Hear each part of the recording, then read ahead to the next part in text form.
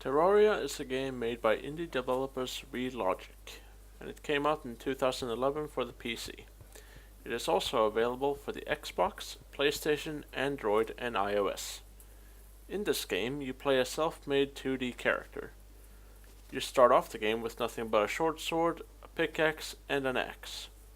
An annoying tutorial guide that wanders off in search of death also joins in at the beginning of the game. The game is similar to that of Minecraft, though the differences are quite substantial. And Terraria is a 2D game, where Minecraft is a 3D game. The graphics aren't very impressive, though that being said, the game is in 2D, consisting of sprites in the way of old SNES games.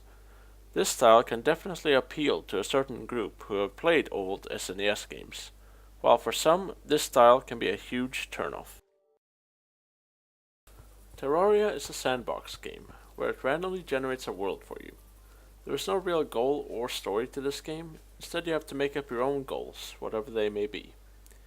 In this game, you gather resources, build houses, fight bosses, and explore the world, and through doing this you can get new NPCs to live in the houses that you build.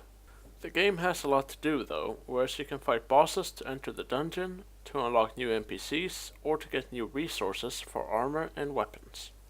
The further you progress through the game, the more happens. In the beginning you are very weak, but towards the end, when you feel you are overpowered, you can go to hell and activate a hard mode for the game.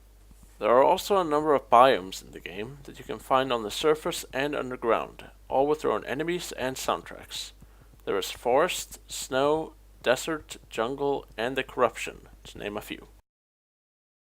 The music in this game is truly brilliant and feels very retro, which goes well with the game.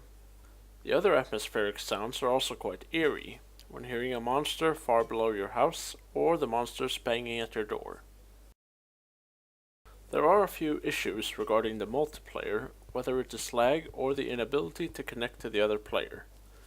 As with all games, however, there can be the occasional crash and a few bugs in the game.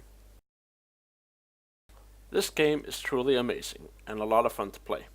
I thought the lasting appeal of the game was greatly decreasing earlier, but now Logic have released a massive update to the game, which adds a map, remodeled character creation, and it fixed a number of bugs in the game. If you want the full list of the changes, I recommend going to pcgamer.com. I will link the page in the description below this video. In conclusion, Terraria is a fantastic game that I have enjoyed significantly more than I have with Minecraft. Though it is not a perfect game, it definitely deserves your time and money.